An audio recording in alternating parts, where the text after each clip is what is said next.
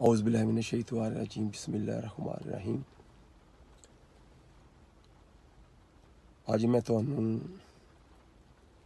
एक अखी वेख्या वाकया सुना रहा। पाकिस्तान च भी तुसी बड़े देखे ने नौसरबाज बनारसी ठग हत्थां ते हत्थ मार के तुहानू लुट के लै जांदे ने। एक नौसरबाज एक बनारसी ठग पाकिस्तान तो कैनेडा आया, लत्त तो लगना सी और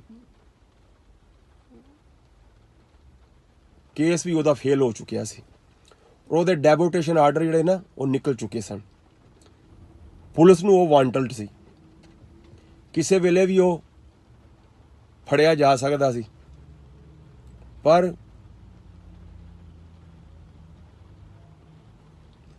पहले टोरंटो रहिंदा सी, टोरंटो ते भी उन्हें काफ़ी चूना लाया उत्थों लोगों नूं। उस तो बाद वो ब्रिटिश कोलंबिया ये सूबा कैनेडा का इत्थे सिटी है सरी, इत्थे आ गया वड्डी जामिया मस्जिद है, उत्थे आके उन्हें डेरा ला लिया, अपने आप नूं बड़ा नमाजी शो किया। फिर एक अद्धा नाल यार दोस्त बना लिया, उन्होंने अपनी स्टोरी सुनाई राम कहानी, यार मैं गरीब आदमी हाँ, इंज मैं आया सा ते बस हालात मेरे पिछों इंज ने, ये ने, केस मेरा भी खराब हो गया इत्थे आके सारा कुछ, तो यार मेरी मदद करो, रहन दा मेरा बंदोबस्त करो। एक मुंडा स्टूडेंट कला ही रहिंदा सी, उन्हें कहा चलो यार कोई नहीं, मैं कला रहना, चल एक पासे तू पै जा घर, कोई गल नहीं, जो मैं खावांगा रुकी सुकी तू भी खाई जाई। उन्हें ना भी लोगों ना तलकात अपने कैंप करने शुरू करते। जिस मुंडे नाल रहिंदा सी उसदी चाबी लैके उन्होंने कमरे की चाबी भी बना ली। कोई इत्थे जिहड़े घर हैगे ने नावरी उत्ते जिहड़े लैंडलॉर्ड रहिंदे ने, उत्ते मुसलमान रहिंदे सी ते नाल साइडां ते उन्हां 1 बैड 2 बैडरूम दियां बेसमेंटां बनाईयां, चलो किराए दे देन नाल हैल्प हो जांदी है। ते उन्हें नावरी मोटे मोटे बंदे ताड़ने शुरू करते, ਜਿਹੜੇ ਉਹਦੇ जाल ਦੇ ਵਿੱਚ फसदे गए। जाल बहुत अच्छा फसांदा सी और फसे ਉਹੀ जो जिन्हां ने लालच किया। हर एक बंदे की इत्थे कोशिश होंदी, चलो यार कोई पिछों साडा भैन भरा आवे, यार दोस्त आ जाए, रिश्तेदार आ जाए। उन्हें ऐसी स्टोरी घड़ी और यार कैनेडा बैसी च ना मेरा एक अजीज लगा है तो गल ही को नहीं, राइट वे ठक वीज़ा। ਉਹਨੂੰ नहीं किसी ने पूछया मामा तू किस तरह आया, तू किस तरह इत्थे पहुंचे है, कोई दस ना ਉਹਦਾ ਅੱਗਾ ना कोई पिछा पूछया। पर ਜਦੋਂ इंसान लालच ही आ जाता ना तो हमेशा फिर वो मरदा ही होंदा है। उन्हें बड़े टैक्निक तरीके दे पैसे इकट्ठे किए। फिर जिहड़ी बेसमेंट च रहिंदा सी वो जिहड़े मालक उत्ते रहिंदा सी उन्हां दा एक डोर जिहड़ा सी ना उत्ते नूं जांदा सी। ਉਹ किते गलती नाल बच्चे सन, उन्होंने किते कुंडी खोल छड़ी सी। इन्हें वेख्या दरवाज़ा खुलिया, वो सारे कम्मां ते गए सी, बच्चे स्कूल गए सी, उन्हां दे वड़िया घर दे विच जिन्ना जेवर सी वो पाया, जिन्ने पैसे लोगों को ले सी वो ले। उन्नी देर नूं टोरंटो तो फोन आ गया कि भी इस तरह लंगड़ा एक बंदा हैगा इत्थे इन्ना चूना ला गया लोगों नूं। उन्नी देर नूं वो इत्थों मूव हो गया सी, कैलगरी चला गया।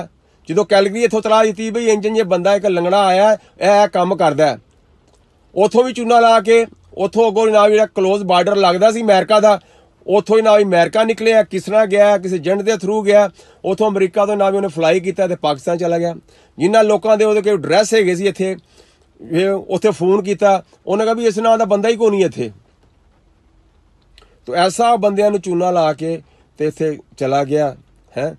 तो मेरा वीडियो बनाने का मकसद है कि यार देखो एक मुसलमान हो के मुसलमानों नूं चूना ला के गया, खुदा का खौफ कर, तेरे अंदर खुदा का डर नहीं, उतो रब ते वेख रहा ना, किन्नी की देर खा पी लेगा।